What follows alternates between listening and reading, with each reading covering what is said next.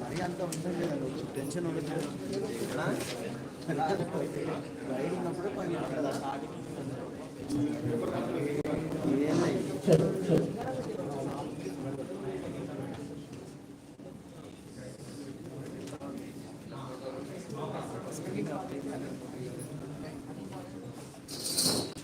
Vikram sir sir back drop of చేయరా sir ఇంకా projector of చేయండి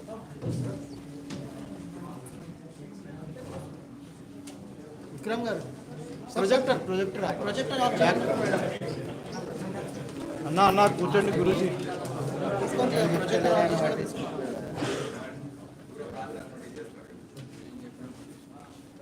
ఈ మేడం ప్రొజెక్టర్ ఆఫ్ చేయండి అన్నా కొంచెం మీరు సైడ్ గురించి అన్నా ఒక ఫోటో సరిపోతుంది అన్న అరే ఫోటోగ్రాఫర్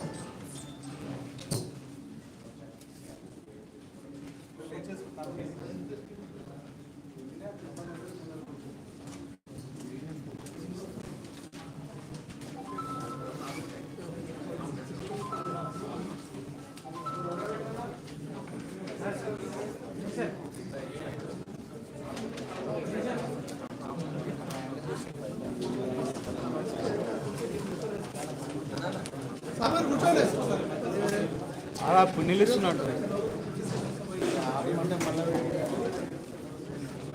ఇంకా ప్రొజెక్టర్ ఆపేవా సార్ ఆఫ్ చేయండి సార్ స్క్రీన్ చూపెట్టినప్పుడు అది చేయండి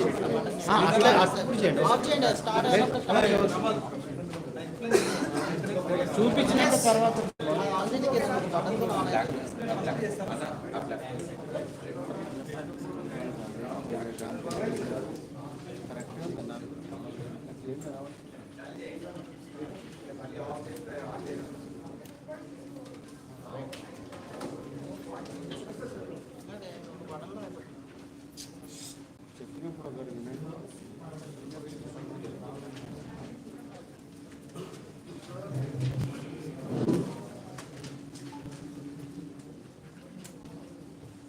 అందరికీ నమస్కారం. ఈరోజు Hyderabad city police cyber crime station వారు నెల రోజుల పాటు చేసిన ఆపరేషన్లో పట్టుబడ్డ గ్యాంగ్స్ మీ కళ్ళ ముందు దేశవ్యాప్తంగా చేసిన ఈ ఆపరేషన్లో 8 రాష్ట్రాల్లో ఈ ఆపరేషన్ జరిగింది. 52 మంది నేరస్తుల్ని సైబర్ క్రైమ్ నేరస్తుల్ని పట్టుకోవడం జరిగింది. దాంట్లో 3 మాస్టర్ మైండ్స్ ఉన్నారు, అంటే సూత్రధారులు. వారు మొత్తం కూడా ఆపరేషన్స్ అన్ని ప్లాన్ చేస్తున్నారు, సైబర్ క్రైమ్స్ అన్ని కూడా చేస్తున్నారు. దీని ద్వారా 33 కేసులు డిటెక్ట్ అయ్యాయి. హైదరాబాద్ సిటీలో, తెలంగాణ రాష్ట్రంలో 74 కేసులు రిజిస్టర్ అయ్యాయి. అండ్ దేశవ్యాప్తంగా 576 కేసులు ఈ నేరస్తుల ద్వారా వాళ్ళు పాల్గొన్న కేసుల్లో కీలక ఆధారాలు లభించాయి. అక్కడ ఉన్న ఇన్వెస్టిగేటర్స్కి ఇది చాలా కీలకంగా మారుతుంది. వారు వచ్చి దీన్ని తీసుకెళ్లడం, ప్రొడక్షన్ వారెంట్స్ వేసి తీసుకెళ్లడం ఇదంతా తదుపరి చర్యగా వారు చేస్తారు. ఈ 33 కేసెస్ ఏవైతే డిటెక్ట్ అయ్యాయో అనేక రకాలుగా ఉన్నాయి. Trading fraud 3, digital fraud 4, investment frauds 6, data theft fraud 2, social media 3 కేసులు, part time job 1 case, ఏటీకే file fraud 1, USDT purchase fraud 1, first time crypto currency కూడా డిటెక్ట్ చేసి సీజ్ చేయడం అనేది జరిగింది. జాబ్ ఫ్రాడ్ 3 కేసులు, టిప్ లైన్ 3 కేసులు. ఈ మొత్తం అన్ని కేసుల ద్వారా దాదాపు 88.32 కోట్ల రూపాయల నష్టం జరిగింది. ప్రజలకు ఎవరైతే విక్టిమ్స్ ఉన్నారో 2.87 crores-ని ఫ్రీజ్ చేయగలిగాం. అంటే 1930 ద్వారా బ్యాంక్స్ ఇన్ఫర్మేషన్ చేయడం ఇవన్నీ చర్యలు తీసుకోవడంతో 2.87 crores మాత్రమే ఫ్రీజ్ చేయగలిగాం. దీంతో సీజ్ చేసిన ప్రాపర్టీస్లో mobile phones 43, ATM cards 9, passbook 17, cheque book 54, SIM cards 16, laptop 3, shell stamp 13, Aadhaar cards 9, QR codes 3, crypto currency worth 40 lakhs and net cash worth 47 lakhs. ఇది మొదటిసారిగా క్యాష్ రెడ్ హ్యాండెడ్గా వాళ్ళు విత్డ్రా చేస్తున్న సందర్భంలో వాళ్ళకన్నీ పట్టుకున్న సందర్భం ఇది మొదటిసారి జరిగింది. క్రిప్టో కరెన్సీ కూడా కన్వర్ట్ చేసిన తర్వాత కూడా దాన్ని సీజ్ చేసి తీసుకురావడం ఇది కూడా మొదటిసారి.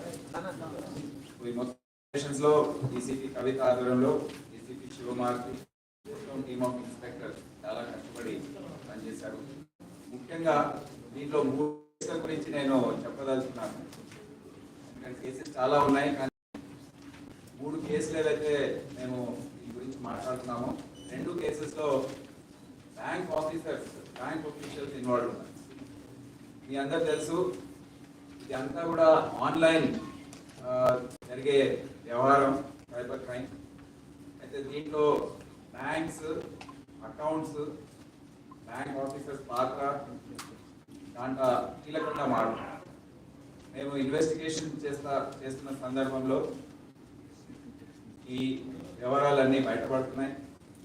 కొన్ని బ్యాంక్స్లో కొంతమంది ఆఫీసర్స్ కుమ్మక్కై సైబర్ క్రైమ్ ఫ్రాడ్స్టర్స్ వాళ్ళు ఈ నేరాల్ని చేయించడంలో పూర్తి స్థాయిలో సహకరిస్తున్నారు. అకౌంట్స్ ఓపెనింగ్లో కానివ్వండి, వేరే రకాలుగా డిపాజిట్ ఎవరైతే ఉన్నారో వాళ్ళు తీసుకురావడం, మనీ ట్రాన్స్ఫర్లో కానివ్వండి, సస్పిషన్స్ ఉన్న ట్రాన్స్ఫర్ చేయడం, ఇటువంటివన్నీ కూడా వీరు పూర్తి స్థాయిలో సహకరిస్తున్నారు. 3 బ్యాంక్ ఆఫీసర్స్ని కూడా అరెస్ట్ చేయడం జరిగింది. ఒకరు Shubham Kumar Jha, deputy manager RBL bank Bengaluru. రెండవ అతను Haroon Rashid, assistant vice president Axis bank Bengaluru. Tata Srinivasarao, sales manager Kotak Mahindra bank. ఈ 3 కూడా మిగతా నేరస్తుల్లో వారిని అరెస్ట్ చేయడం జరిగింది. మొదటి కేసు ఇది 93 లక్షల ట్రేడింగ్ ఫ్రాడ్. ఇది భారతదేశంలోనే కాదు, నేపాల్ మరియు చైనా అక్కడ కూడా విస్తరించింది ఈ కేసు. దీంట్లో Shubham Kumar Jha, deputy manager, Arun Rashid, assistant vice president Axis bank, మరియు R Mohan, application business owner, Kenya, 3 కూడా బెంగళూరు సంబంధించిన వారు ఈ కేసులో పూర్తి స్థాయిలో నిమగ్నమై ఉన్నారు. ఇన్వాల్వ్మెంట్ ఉంది. దీంట్లో ముఖ్యంగా ఏం జరిగిందంటే, ఎవరైతే విక్టిమ్ ఉన్నారో అతను ఫేస్బుక్ బ్రౌజింగ్ చేస్తున్న సందర్భంలో అతనికి ఒక వాట్సాప్ గ్రూప్తో తారసపడింది. ఆ వాట్సాప్ గ్రూప్ పేరు C105.BlackRock Capital Stock Mentoring Group. అంటే ఇటువంటివన్నీ చాలా గ్రూప్స్, చాలా ఇటువంటి వాట్సాప్ గ్రూప్స్ కానివ్వండి, టెలిగ్రామ్ గ్రూప్స్ కానివ్వండి ఏర్పాటు చేస్తున్నారు ఈ ఫ్రాడ్స్టర్స్. దాంట్లో ఇటువంటి విక్టిమ్స్ని ఆకర్షించి దాంట్లో లాగుతున్నారు. సో ముఖ్యంగా అందరు గుర్తుపెట్టుకున్నది ఏంటంటే, ఇటువంటివి ఏది కూడా జాయిన్ కావద్దు. ఇవన్నీ ఫేక్ గ్రూప్స్.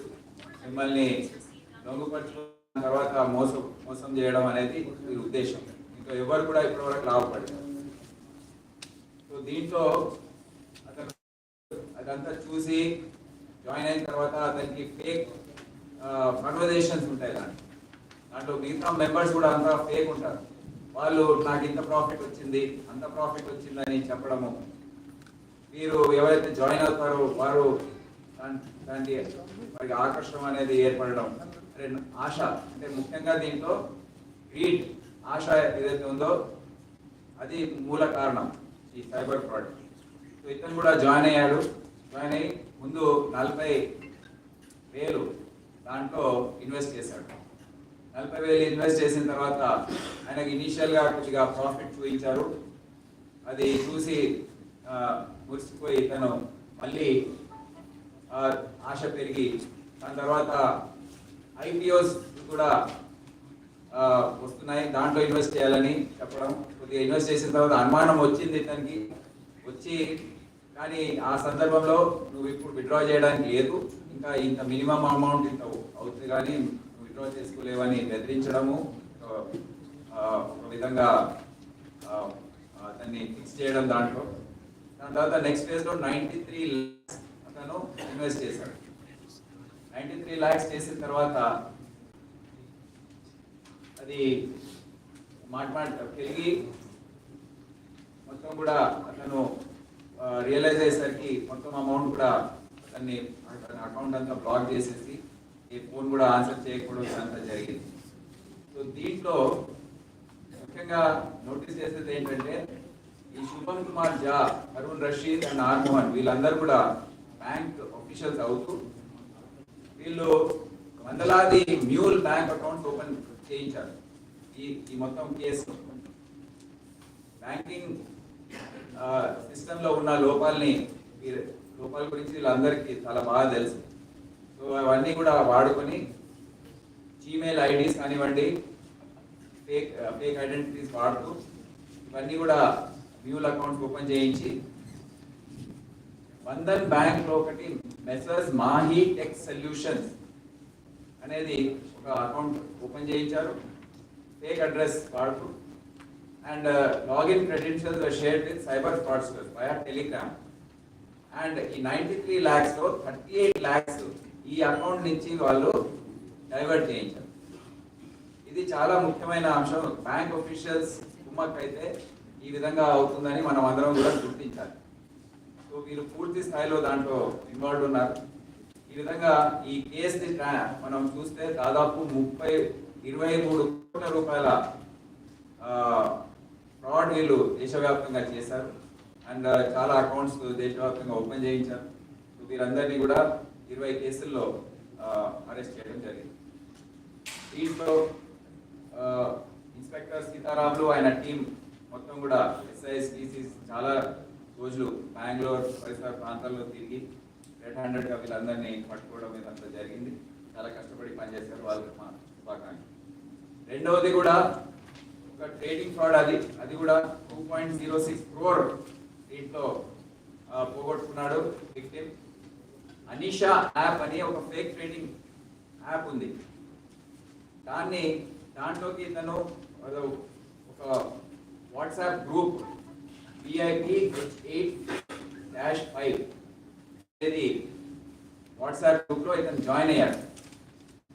జాయిన్ అయ్యి దాని తర్వాత వాళ్ళు అందరూ వాట్సాప్ గ్రూప్ లో ఇదే విధంగా మేము చాలా లాభాలు సంపాదిస్తున్నాము, ప్రాఫిట్ వచ్చింది, ఇదంతా ఇన్వెస్ట్ చేయడంతో అని చెప్పడం. కానీ మళ్ళీ అతని ఆశ దాంట్లో రావడం, నేను కూడా సంపాదిస్తానని అతను కూడా దీంట్లో జాయిన్ అయ్యి ముందు 5 lakhs ఇన్వెస్ట్ చేశాడు. అదేవిధంగా ప్రాఫిట్ చూపించి అదంతా చేసి దాని తర్వాత 27.5 lakhs ఇన్వెస్ట్ చేశాడు. మళ్ళీ ప్రెషర్ చేయడము, నువ్వు విత్డ్రా చేసుకోవడానికి వీల్లేదు అని చెప్పడము, అతను ఇంకా రియలైజ్ కాకపోవడం, మళ్ళీ 1.62 crores వరకు వెళ్ళాడు. ఫిక్స్డ్ డిపాజిట్స్ అన్ని బ్రేక్ చేసుకుంటూ అతను ఇన్వెస్ట్ చేసుకుంటూ వెళ్ళాడు. ఫైనల్గా చూస్తే 2.06 crores 2 కోట్ల పైన పోగొట్టుకున్న తర్వాత అతను రియలైజ్ అయ్యి అంతా ఏం చేయాలనే పరిస్థితిలో అప్పుడు అతని అకౌంట్ వాళ్ళకు కూడా వచ్చింది. ఫ్రాడ్స్టర్స్కి దాన్ని గుర్తించాడని అతని అకౌంట్ చేసేసి అదంతా పూర్తిగా మూసేశారు. అతను వచ్చి కంప్లైంట్ చేయడం, దీనికి మొత్తం ఇన్వెస్టిగేషన్ టేకప్ చేయడం అనేది జరిగింది. దీంట్లో ముఖ్యంగా మాగంటి జయకిరణ్ అతను ఒక mule account Kotak Mahindra bank లో ఓపెన్ చేశాడు. వీళ్ళందరూ కూడా కమిషన్ 1%, 2%, 5% కమిషన్ పైన పనిచేస్తుంటారు ఈ మ్యూల్ అకౌంట్స్ ఓపెన్ చేయడానికి. దీంట్లో ముఖ్యంగా బ్యాంక్ ఎంప్లాయీ కోటక్ మహీంద్రాలో పనిచేస్తూ కాటా శ్రీనివాస్ అతని ఇన్ఫ్లుయెన్స్ అంతా వాడుకొని ఈ మ్యూల్ అకౌంట్స్ ఈ వ్యక్తుల్ని తీసుకురావడం, అక్కడ లైసెన్స్ చేయడం. సో సో ఏ విధంగా ఈ మెసేజెస్ ఉంటాయి అనేది నేను ఒకసారి పబ్లిక్ కి చూపించదలుచుకున్నాను. దీంట్లో ఒకసారి చూపిస్తారా? ఇటువంటి మెసేజెస్ వచ్చినప్పుడు మీరు దయచేసి అపీల్ చేస్తున్నాను పబ్లిక్ కి, ఇటువంటి మెసేజ్ సరిగా ఇది ఫ్రాడ్ మెసేజ్, దీంట్లో ఎటువంటి నిజం ఉండదు. మీరు ఏ యాప్స్ లో జాయిన్ అయినా, ఏ గ్రూప్ లో జాయిన్ అయినా ఇటువంటి మెసేజెస్ వస్తున్నాయంటే అది సైబర్ క్రైమ్ సంబంధించిన మెసేజెస్ అని గుర్తించాలి.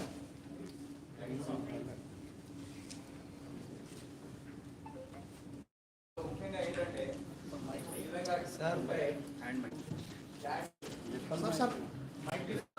వేరే వాళ్ళు చాట్ చేస్తారా, మీరు సాటిస్ఫైడ్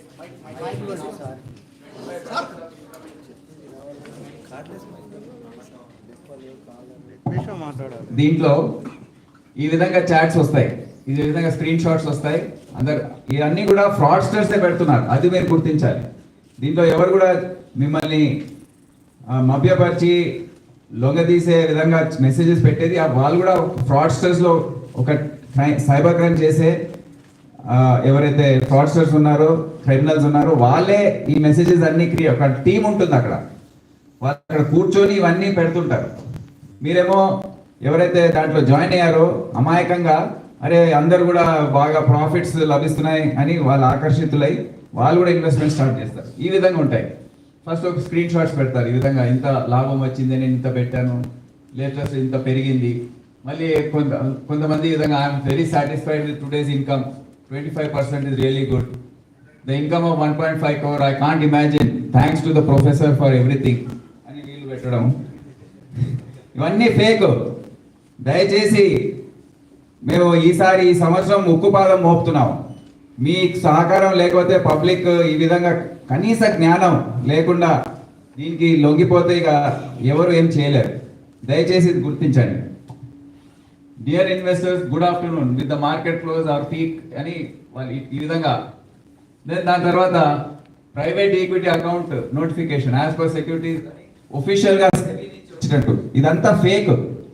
సెబీ ఎప్పుడు కూడా ఇటువంటి సర్టిఫికేట్స్ ఇవ్వదు, కానీ వీళ్ళు ఫేక్ ఇట్లా ఈ విధంగా పెడుతుంటారు. అంటే బంధన్ బ్యాంక్ బ్రాంచ్ ఈ విధంగా. దెన్ డిపాజిట్ చూడండి, అతను చూపించారు నీకు ఇంత లాభం వచ్చిందని. అతను చూసి అబ్బా నాకు ఇంత వచ్చేసిందని ఫీల్ అవుతాడు. ఇదంతా ఫేక్, ఇదంతా ఏది కూడా ఉండదు అక్కడ. జస్ట్ అతన్ని నీకు ఇంత ప్రాఫిట్ వచ్చిందని చెప్పుకుంటూ వెళ్ళడం అనేది జరుగుతూ ఉంటుంది. దాని తర్వాత ఛానల్ ఇదేంటి, channel 1, channel 2 apparent profits in the app. ఈ విధంగా అపారెంట్ ప్రాఫిట్స్ అంటే మీకు కనబడేవి. సో ఇవన్నీ కూడా ఫేక్ విక్టిమ్స్ లియోడ్ త్రూ వర్డ్, ఇవన్నీ ఈ విధంగా జరుగుతూ ఉంటాయి. సో నేను అందరికి అపీల్ చేస్తున్నాను, ఇది చాలా ముఖ్యమైన అంశం. ఇటువంటివి ఏది కూడా మీరు దొంగతని కోరుతా ఉన్నా.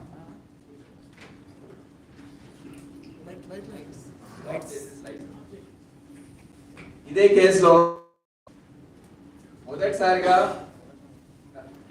మొహమ్మద్ జునేద్ అనే వ్యక్తిని పట్టుకోవడం, అతను క్రిప్టో కరెన్సీ ఈ క్యాష్ అంతా ఏదైతే డైవర్ట్ అయ్యి వస్తుందో అది క్రిప్టో కరెన్సీగా మార్చడం అనేది అతను చేసే ఎమో అది. అతన్ని ఫస్ట్ టైం USDT టెథర్ అనే క్రిప్టో కరెన్సీ తీసేయడం జరిగింది. ఇదే కేసులో క్యాష్ కూడా రెడ్ హ్యాండెడ్ గా క్యాష్ కూడా పట్టుకోవడం అనేది జరిగింది. సో ఆ విధంగా ఈ కేసు చాలా కీలకమైంది. దీంట్లో మన ఆఫీసర్స్ మధులత, వినయ్ కుమార్, SI అభిషేక్ చాలా కష్టపడి పనిచేసి దీన్ని పట్టుకోవడం జరిగింది.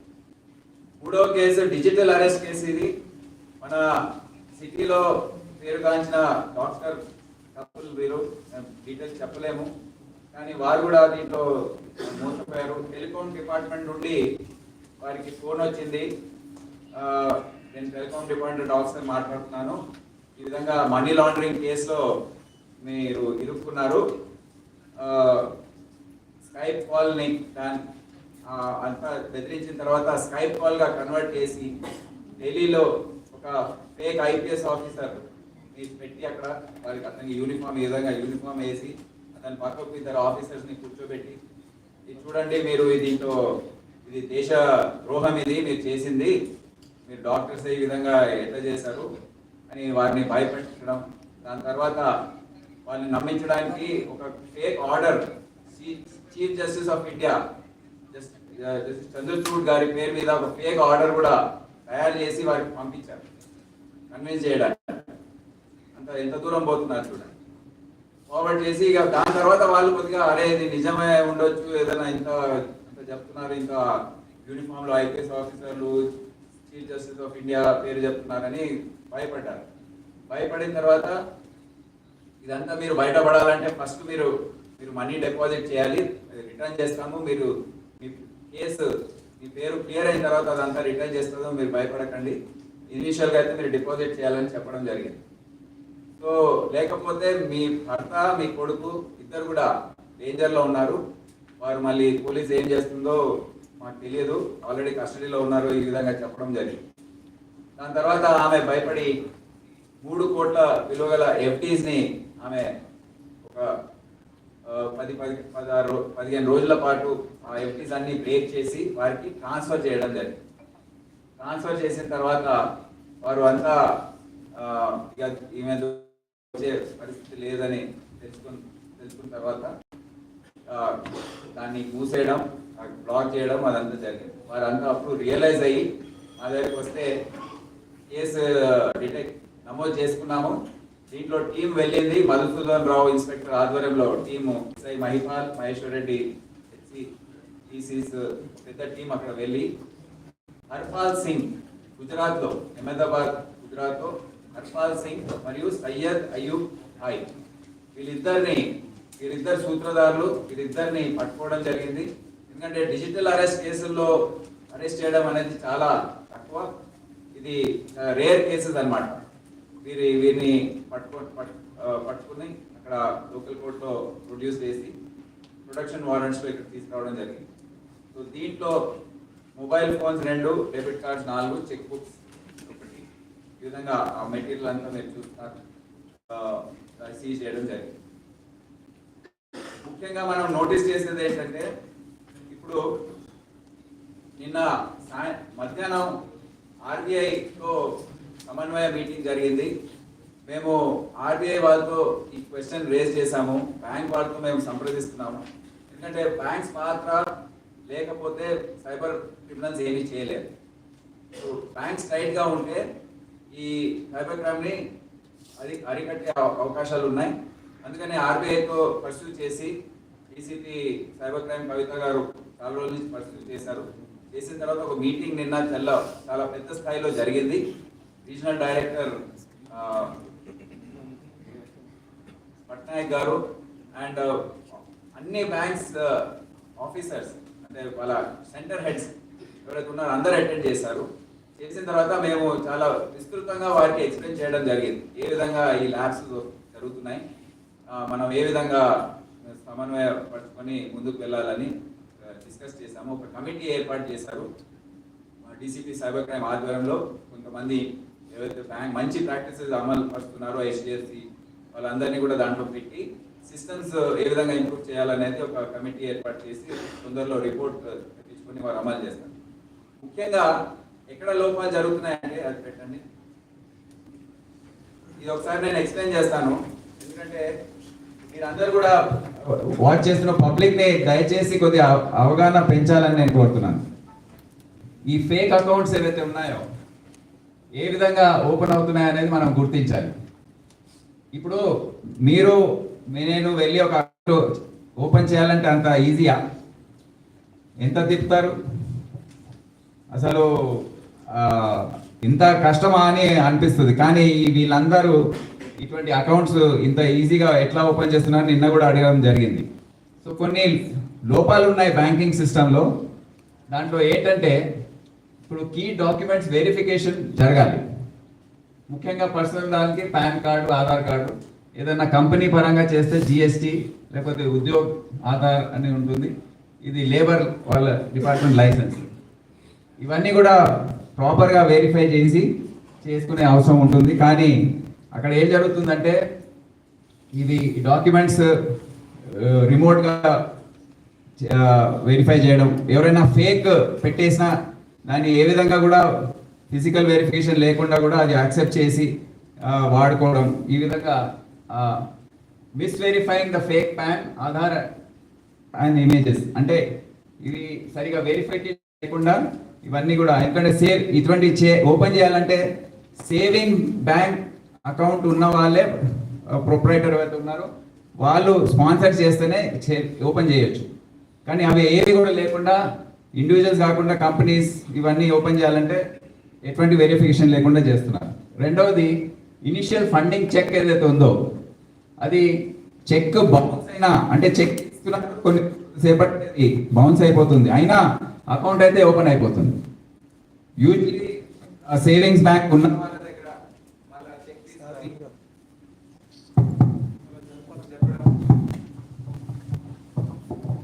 ఇది జరగాలి. సో అందుకే ఈ ల్యాబ్సెస్ ఒకటి చాలా పెద్ద ఎత్తున జరుగుతుంది. ఎంటిటీ ఫిజికల్ వెరిఫికేషన్ జరగాలి. అంటే ఎవరైనా ఫర్ ఇన్స్టెన్స్ అకౌంట్ ఓపెన్ చేశారనుకోండి, చేయదలుచుకున్నారు, వారి ఇంటికి వచ్చి వెరిఫై చేయడం అనేది జరుగుతుంది యూజువలీ. కానీ ఇక్కడ ఫిజికల్ వెరిఫికేషన్ లేకుండా కూడా వాట్సాప్ ద్వారా, రిమోట్ ద్వారా ఈ అకౌంట్స్ ఓపెన్ చేస్తున్నారు. కస్టమర్ ప్రీ విజిట్ ఫామ్ అనేది కూడా చాలా కీలకమైంది. సో ఇది కూడా ఇంటర్మీడియట్స్, అంటే వాళ్ళు ఫిజికల్గా వాళ్ళ అసిస్టెంట్ మేనేజర్ ఆ స్థాయిలో వాళ్ళు వెళ్ళి చేయాలి.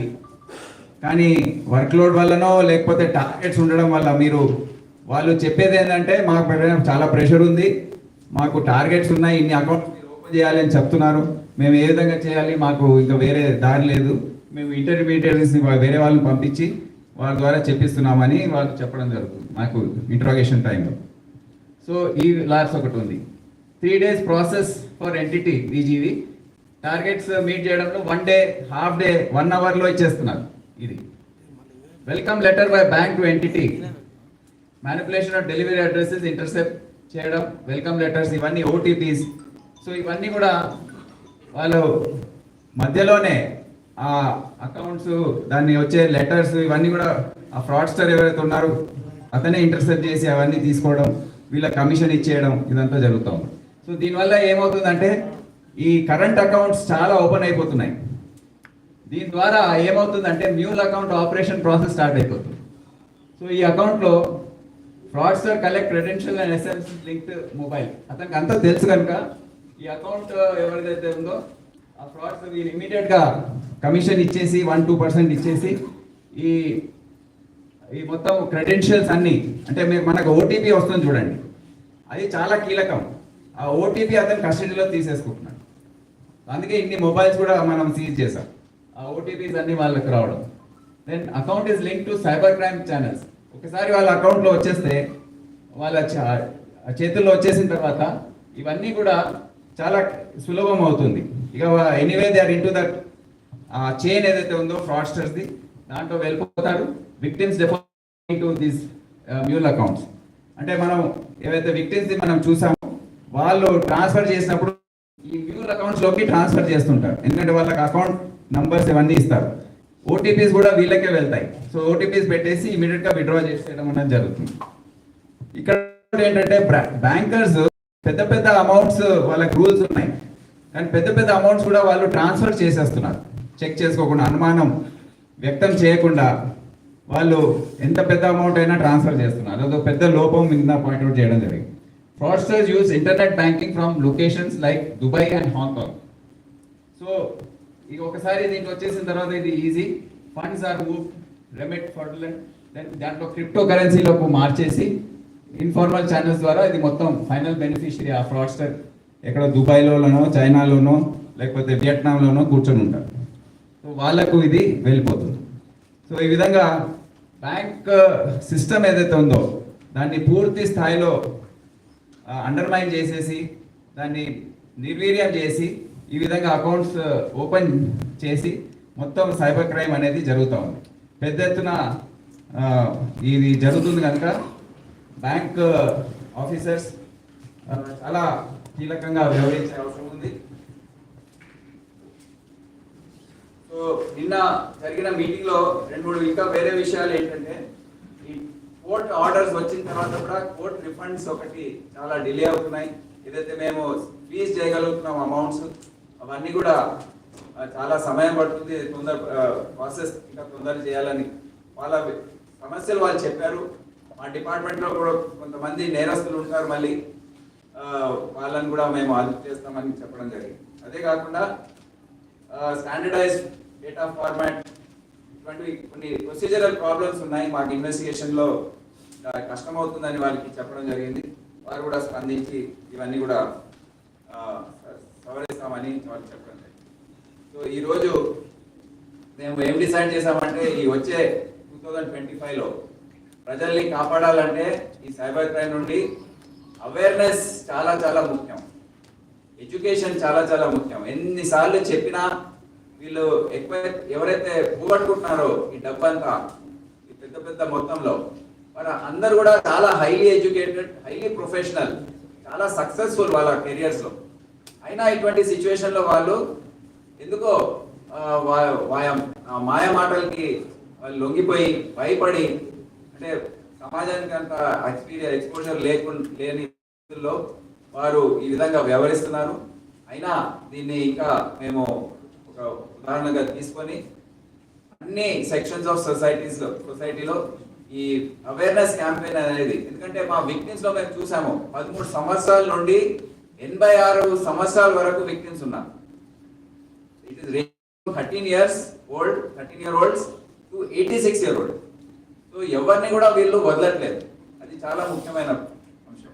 దాదాపు 3,500 కోట్లు గత సంవత్సరం మన రాష్ట్రంలో 14% వరకే రికవరీ అయింది. సో డిటెక్షన్ అయింది. అండ్ ఎందుకంటే ప్రాపర్టీ కేసెస్లో రికవరీ అనేది మనం గోల్డ్ క్యాష్ చూపించే పరిస్థితి ఉంటుంది, కానీ సైబర్ క్రైమ్లో నేరస్తులను పట్టుకున్న తర్వాత కూడా మనీ రికవరీ అనేది చాలా కష్టం. సో అందుకే విక్టిమ్స్ని సాటిస్ఫై చేయడం అనేది ఈ క్రైమ్లో కొద్దిగా కష్టమైన పని. అందుకే అవేర్నెస్ క్యాంపెయిన్ ద్వారా దీన్ని ఆపే అవకాశాలు ఉన్నాయి. బ్యాంక్ వ్యవస్థ ఏదైతే ఉందో వారి కోఆపరేషన్ ద్వారా ఇది కంట్రోల్ చేసే అవకాశం ఉంది. ఇంకా వేరే ఏజెన్సీ స్టేక్ హోల్డర్స్ ఉన్నారు. ఇప్పుడు లేబర్ లైసెన్స్ ఇచ్చేవాళ్ళు, లేబర్ డిపార్ట్మెంట్, వారిని ఇన్వాల్వ్ చేస్తే ఇంకా కంట్రోల్ చేసే అవకాశం ఉంటుంది. సో ఇవన్నీ కూడా వచ్చే సంవత్సర కాలంలో మేము చేయదలుచున్నాం. సో ఈ సందర్భంగా డీసీపీ సైబర్ క్రైమ్ కవిత, ఏసీపీ సైబర్ క్రైమ్ శివమార్తి ఆయన మొత్తం టీంని నేను అభినందిస్తున్నాను. వాళ్ళు చాలా కష్టపడి గత సంవత్సరం నుండి ఎంతో మంది నేరస్తుల్ని పట్టుకురావడం, సైబర్ క్రిమినల్స్ ని ఒక్కొక్క క్రిమినల్ ని పట్టుకోవాలంటే అది ఎంత కష్టసాధ్యమైన పని.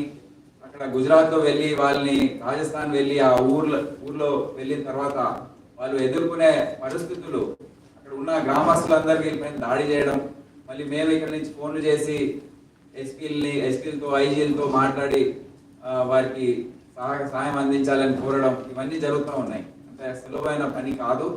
సో వారిని మళ్ళీ పట్టుకున్న తర్వాత అక్కడ లోకల్ పొలిటీషియన్స్ అంతా హెల్ప్ చేయడము, సపోర్ట్ చేయడం, కోర్టులో ప్రొడ్యూస్ చేసిన తర్వాత కూడా ఇక్కడ తీసుకురావడం అనేది చాలా కష్టమైన పని అని మీ అందరికి తెలియజేస్తూ వారిని అభినందిస్తున్నాను. వారికి రివార్డ్ కూడా ఇవ్వాలని.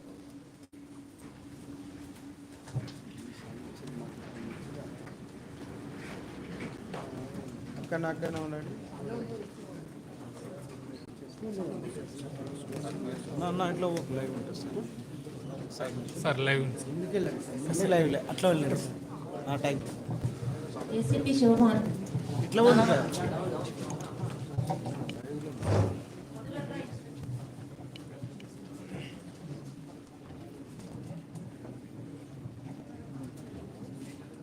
ఫోటోగ్రాఫర్ సీతారాములు,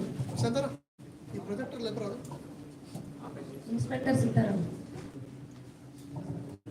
మంచి ప్రేమ Madhusudan Rao, inspector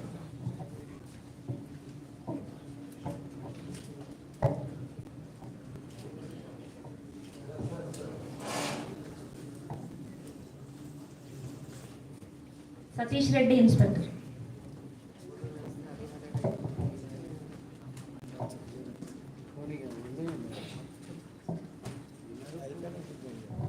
Manmohan Goud, SI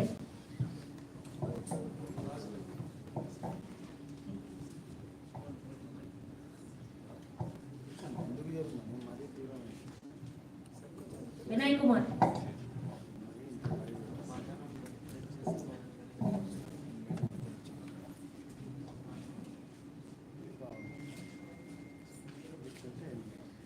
PV Abhishek SI.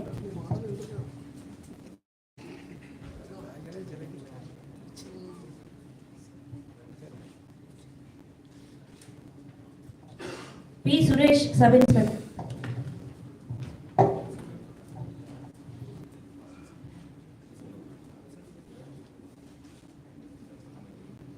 Mahipal sub inspector.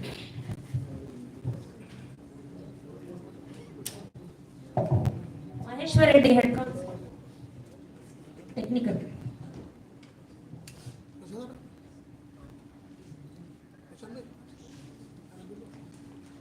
Satish technical.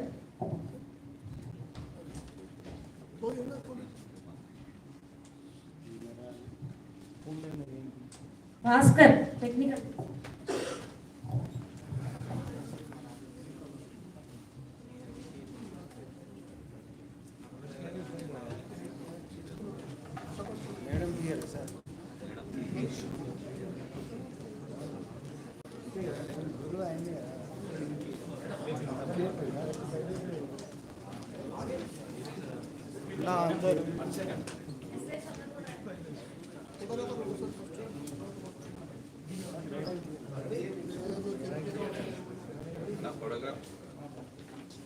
వాళ్ళు తీసుకున్నాక మనం తీసుకున్నాం.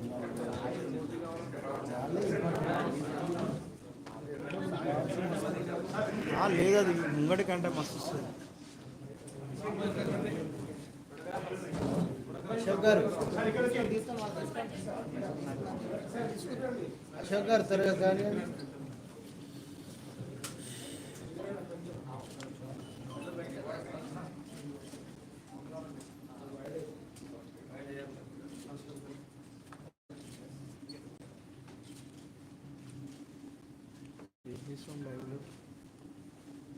ఇలా వచ్చేయండి. అందరు కూర్చోండి సార్. శ్రీధర్ గారు ఇలా వచ్చేయండి. జరాగాలు అయిపోయినాయి. Sir 1 minute sir.